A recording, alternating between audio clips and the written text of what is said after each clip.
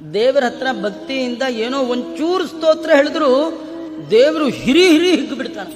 ಅಯ್ಯೋಯ್ಯೋ ನಾ ಕಳ್ಸಿದ್ದು ಒಳ್ಳೇದಾಯ್ತಪ್ಪ, ಅವ್ನು ಸ್ತೋತ್ರ ಗಿತ್ರ ಬೇರೆ ಮಾಡಕ್ಕೆ ಶುರು ಮಾಡಿ. ಈ ಪುಟ್ಟ ಮಕ್ಕಳು ಅವು ಪೂಜ್ಯಾಯ ರಾಘವೇಂದ್ರ ಮೈಕಲ್ ಹೇಳ್ಬಿಟ್ರೆ ಅವ್ರ ಅಮ್ಮಂಗೆ ಹಿಡಿಸಲಾರ್ದೆ ಹಿಗ್ಗಿ ಬಿಡ್ತಾಳೆ. ಅಯ್ಯೋ ನಮ್ಮ ಮಗ 8 ವರ್ಷ ಪೂಜ್ಯಾಯರಾಗ 8 ವರ್ಷಕ್ಕೆ ಇನ್ನೂ ದಂಟೆ ಅಂದಿದ್ದಕ್ಕೆ ಇಷ್ಟು ಖುಷಿ ಪಡೋದಾದ್ರೆ ಭಗವಂತನ ಮುಂದೆ ಒಂದೇ ಒಂದು ಸ್ತೋತ್ರ ಹೇಳ್ಬಿಟ್ರೆ ಅವನಿಗೆ ಇಷ್ಟು ಖುಷಿ. ಅಂತೂ ನಿನಗೆ ಬಾಯಿ ಕೊಟ್ಟದ್ದು, ಸೌಂಡ್ ಕೊಟ್ಟದ್ದು, ಮಾತು ಕೊಟ್ಟದ್ದು ಸಾರ್ಥಕ ಆಯಿತು ಅಂತಾನೆ. ಹಾಗಾದ್ರೆ ಭಗವಂತನ ಮುಂದೆ ಸ್ವಲ್ಪ ಸ್ತೋತ್ರ, ಮತ್ತೆ ಸಲೀಲ ಅಂದ್ರೆ ನೀರು, ಒಂದು ಶಂಕ ನೀರು, ಒಂದು ಚಿಗುರು ತುಳಸಿ.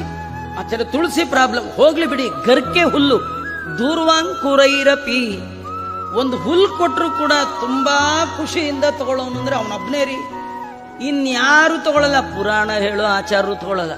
ಎಷ್ಟು ಚೆನ್ನಾಗಿ ಪುರಾಣ ಹೇಳಿದ್ರೆ ಆಚಾರ್ಯ, ಅದಕ್ಕೆ ನಿಮ್ಗೊಂದು ಕಟ್ಟು ಗರ್ಕೆ ಕೊಡ್ತಾ ಇದ್ವಿ. ಯಾರು ತಗೊಳ್ತಾರ್ರಿ? ತಗೊಳ್ತಾರ?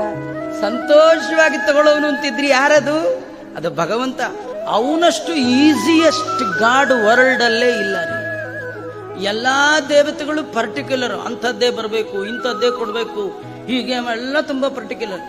ಏನ್ ಕೊಟ್ರು ಓಕೆ ಅನ್ನೋ ದೇವರೊಬ್ಬನಿದ್ರೆ ಅದ್ಯಾರದು? ಕೃಷ್ಣ ಮಾತ್ರ.